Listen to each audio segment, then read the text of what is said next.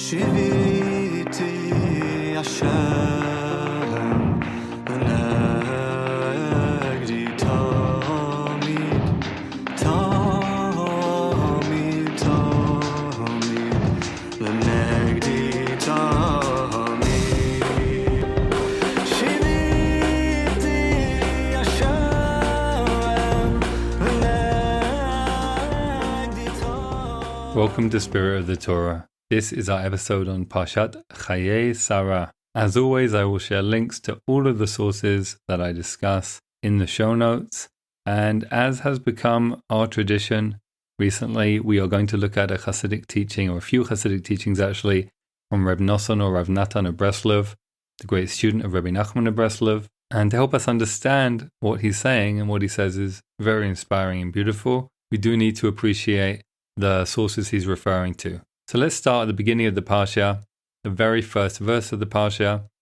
Vayihiyu Chayei Sara, 100 shana ve'esrim shana ve'sheva shanim, shnei Chayei Sara. That these were the lives of Sarah, literally, plural lives. These were the lives of Sarah, Sara Imenu, our great matriarch, Sarah, 100 years, and 20 years, and 7 years. Shnei Chayei Sara, the years of the lives of Sarah. And this beginning is somewhat famous because it lends itself so much to rabbinic exegesis. Why, the rabbis ask, and you may have asked yourself already, having just heard me say the verse, why are the lives of Sarah referred to in the plural, when clearly she is one human being who lived one life? And why does it say 100 years, and 20 years, and 7 years separately, instead of just saying, as the Torah does for everyone else, this is how many years a person lived, 127. So the rabbis have a lot to work with to offer us deeper meanings and insights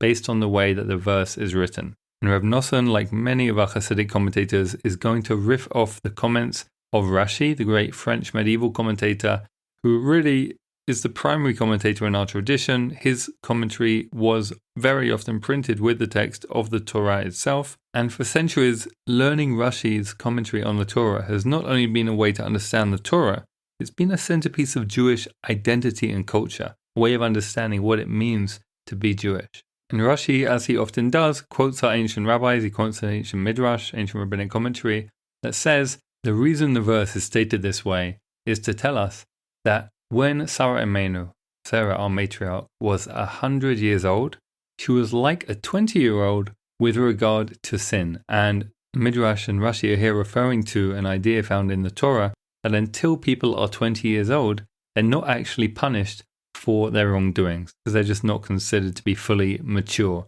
So even when Sarah was 100, she was like a 20-year-old, the teaching is saying, because it was as if she had never sinned, she had never been punished for sin, because she had never done anything worthy of punishment. And I'll make a comment on that, but first I'll just finish this part of the teaching, which says when Sara Imenu was 20, it was as if she was a 7-year-old in terms of her beauty. The idea being that a child has a certain beautiful radiance that people generally lose as they get older. Well, not Sara Imenu. She still had that beautiful radiance even when she was an adult. Well, generally, I'm a little allergic to teachings that say that people had no sins and no wrongdoings, and I want to point out that the Torah itself is incredibly clear that our patriarchs and matriarchs are very complicated people with very complicated familial relations and lots of very sticky situations in which there basically isn't a perfect path forward, where nobody could have got it right all the time.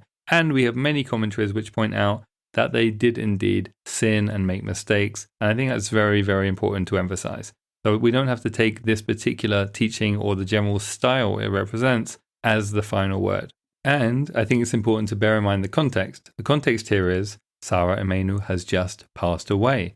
And a very important principle in Jewish tradition, and indeed in Jewish law, in halakha, is that when somebody dies, if you cannot think of anything nice to say about them, then you are to say nothing at all. Meaning when we eulogize people, we're supposed to only say good things. There's no room in a eulogy in Jewish tradition and law for anything that is not pleasant and flattering. As I say, if you can't think of anything nice, don't say anything at all. So the rabbis are very much in keeping with our tradition generally, in doing something very appropriate for the time and place that they are commenting on. The woman has just passed away. The Torah is commemorating her passing, and they are saying good things, nice things about her, and indeed, there are many wonderful things to say. So to go back to Rashi's commentary, when the verse says, and these were the lives of Sara, it seems to be saying that she simultaneously had within herself at 127, at the culmination of her life, she had within herself a 7-year-old and a 20-year-old and her full mature self. That she simultaneously carried within herself these different stages of life. She embodied all of them at the same time. I should stress that's my elaboration and reading into what Rashi's saying, but I feel that from what he's saying, that's implied, at least to me. And then Rashi himself adds that when the verse repeats at the end of the verse, Shnei Chayei Sara, the years of the life of Sarah, he says this is to teach that all the years of her life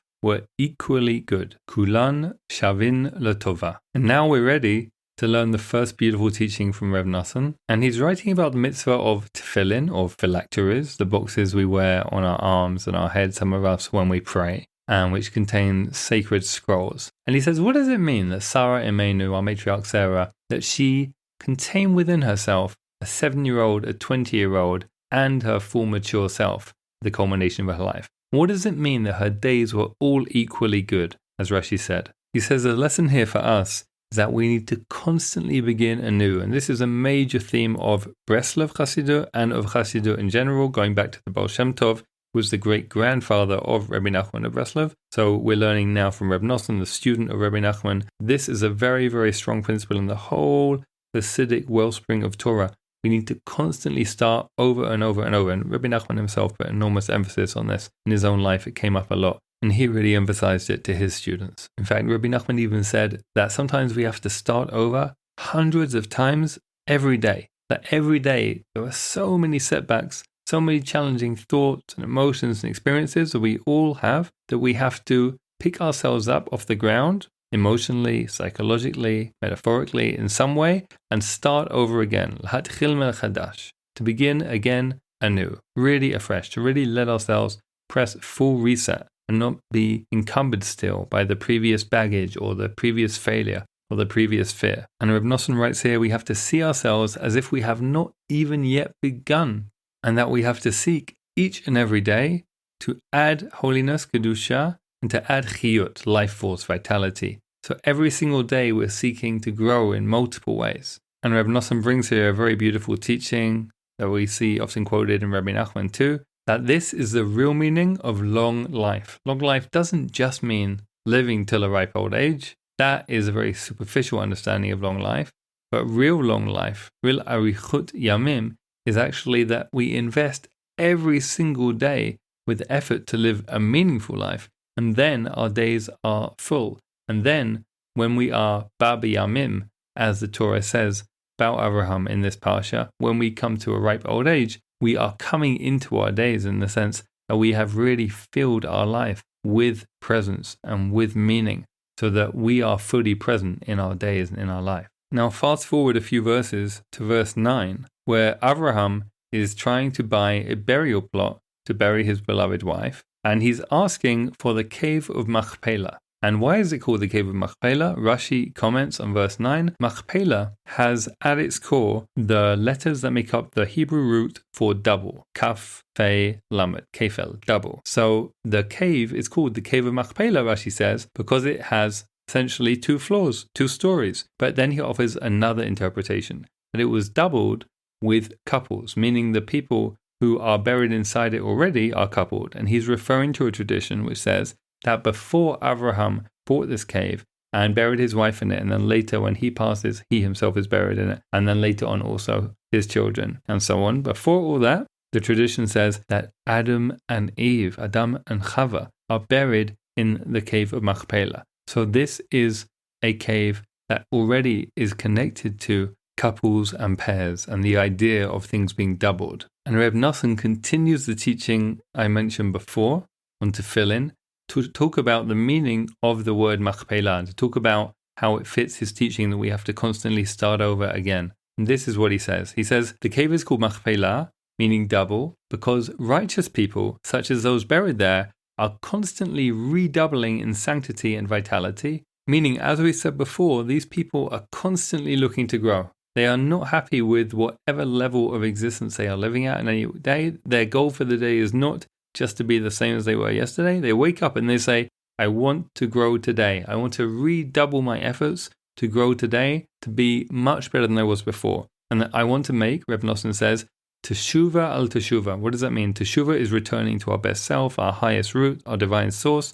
Teshuva al teshuva. Teshuva on teshuva means that not only am I seeking constantly to return to my highest self and my highest root, my divine source, but I'm seeking to fix and return and integrate also the previous work I've done into the self I'm now becoming. Because the idea is, if I'm constantly growing, then the work I've done on myself on any previous issue, on any previous occasion, is not going to be adequate to the self that I am now becoming. So every single day, in fact, in every single moment as I'm growing, the goal is to be reintegrating everything that happened previously into my life and even all the work that I've previously done on myself to catch up to the ever-expanding vessel that I am becoming. That's teshuva al teshuva. And so Reb Nosson says, when we're learning about this cave of Machpelah, this cave of couples, of doubles, and we learn that our ancestors were buried there, the ones who started our spiritual path, who set the mold that we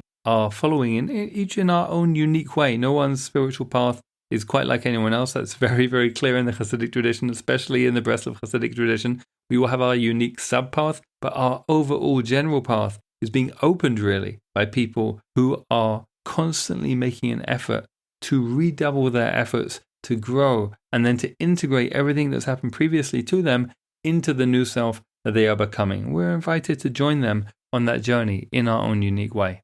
And in the very same verse, Avraham says that he wants to buy the cave of Machpelah for full price, that he does not want to get it as a free gift as it has been offered to him, that he insists on paying a lot of money for it to make sure that everyone knows he paid the full price for it. And Reb Nosson comments on this and he says, you see, this shows all the work we're talking about doing, this teshuva al teshuva, this integration, this growth, this redoubling, this starting over again. It ain't easy.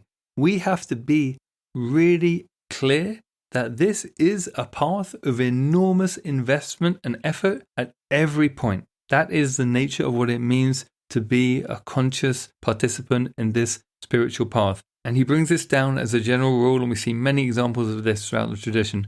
You don't get anything for free. No such thing as a free lunch in spiritual growth. No such thing, Avraham, as a free burial plot, and he knows it. Avraham has worked on himself enough. He has reached the point where he understands there is no way you get something truly valuable without enormous effort. And so he insists on paying a very large amount of money for this burial plot. And Reb Nosson says that is the only way you turn the dark to light. That is the only way you take something which was unhealthy in some way or not serving life, and you bring it in, you integrate it into the light, into service of life, into your journey in a constructive way. The only way is through that enormous effort, symbolized by the 400 shekel that Avraham pays. And the key, the origin, the root of this effort that we all have to make if we want to grow in life is yearning, longing, wanting, ratzon, as we've discussed before on this podcast in the context of teachings from Reb Nosson. In Kabbalah, the ratzon comes first and everything follows the ratzon if the ratzon is healthy. The ratzon is our desire or will.